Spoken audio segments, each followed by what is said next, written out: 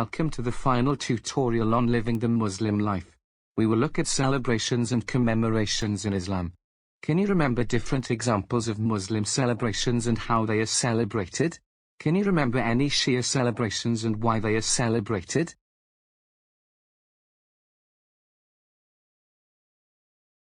Islam has special times in the year when Muslims unite to express their joy, gratitude or commitment to their religion.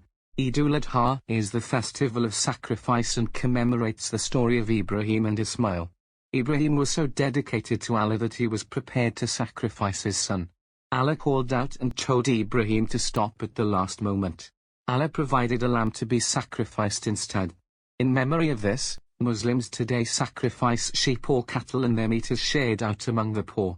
Eid was started by Prophet Muhammad. To celebrate, new clothes are worn. Families go to mosque together to say special prayers and listen to a sermon. All Muslims embrace each other and say Eid Mubarak, which means have a blessed Eid. Eid-ul-Fitr is celebrated at the end of fasting during Ramadan. It was started by Prophet Muhammad and is a time for Muslims to express their gratefulness to Allah for their blessings. Like Eid-ul-Adha, new clothes are worn and families go to mosque. They say Eid Mubarak, they eat a meal with their family and exchange gifts. Families are expected to give money to the less fortunate.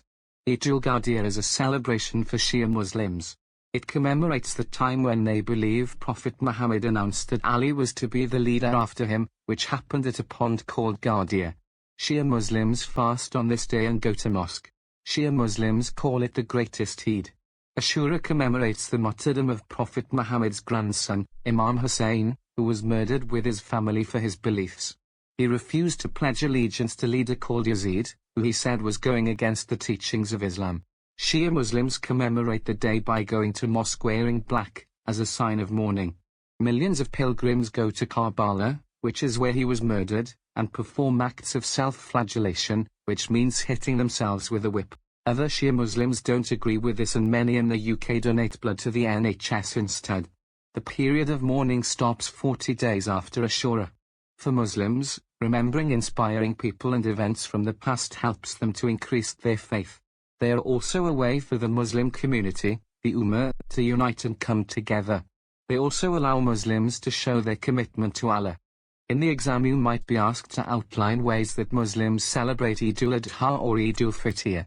And you might have to explain why celebrations are important to Muslims.